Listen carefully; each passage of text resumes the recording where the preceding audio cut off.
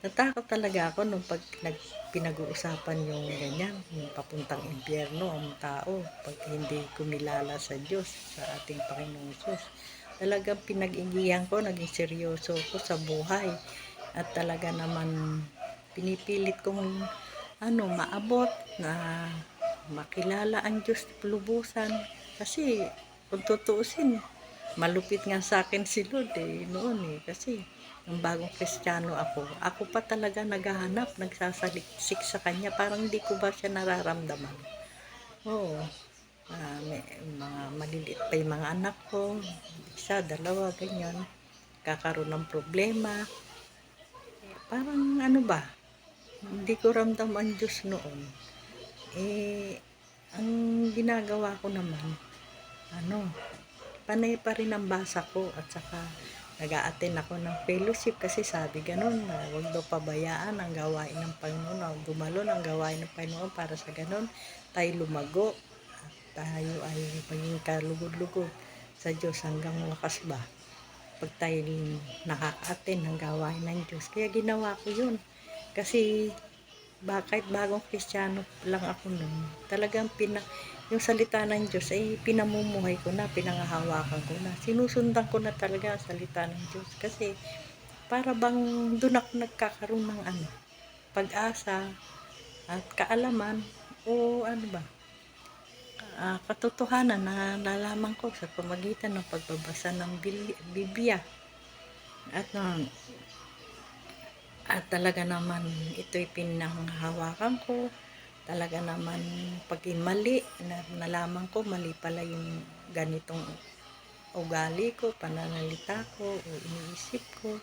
Talagang kinukorek ko sarili ko, tinatama ko kung ano yung mali, tinatama ko talaga. Sa pamagitan din ng Panginoon, ganun.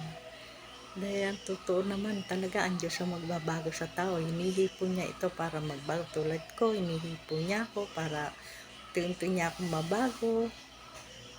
Yung hindi tamang mga pangugali, asal o anumang hindi tama ay talagang inaalis niya sa tulong niya.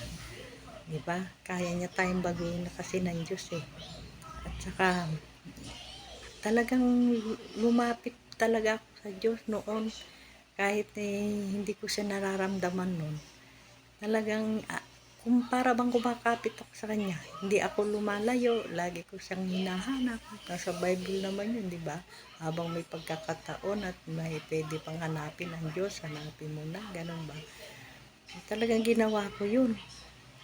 Ang ang kaigihan, hindi ako sa problema, hindi ako nagpadala, kundi lalo akong kumapit sa Diyos pag may problema noon. Maliliit pa yung mga anak ko at nagagawa ko pa rin magbasa ng Biblia bago kumain noon. Yan ang ginagawa ko. Bago mag-breakfast, talagang Biblia na nag-pray na ako at Biblia na hawak ko. Araw-gabi, ganyan ginagawa ko. At saka, dahil takot ba ako, iniisip ko yung bang wag mapunta sa impyerno. Talagang pag mali, talagang gusto kong itama. Dahil iniisip ko nga, ayoko mapunta sa impyerno. Yung nga lang, hindi ba, yung uod nga lang na mali, takot na ako At saka, hindi takot, kundi nandidiri ba ako sa mga uod, sa mga daga, ganun ba? Madikit sa Kaya ayaw ko na.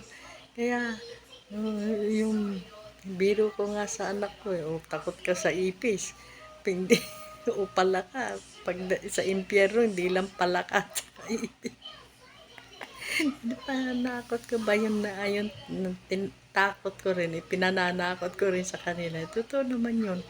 At saka, ayaw ko talaga makaranas na gano'n, na mahawa o madikit man lang. Kaya ako talaga inaano ko talaga ang Diyos, inaabot ko talaga. Yung takot na takot akong sumuway sa Kanya o makagawa ng kasalanan sa Kanya noon. Dahil ayaw ko nga mapunta sa impyerno, di ba? Sino ba may gusto impyerno, kakadiri mga patay ang mga doon at ang baho siguro. At hindi lang ang baho, hindi lang mauud lagablab na apoy, asupre, di ba?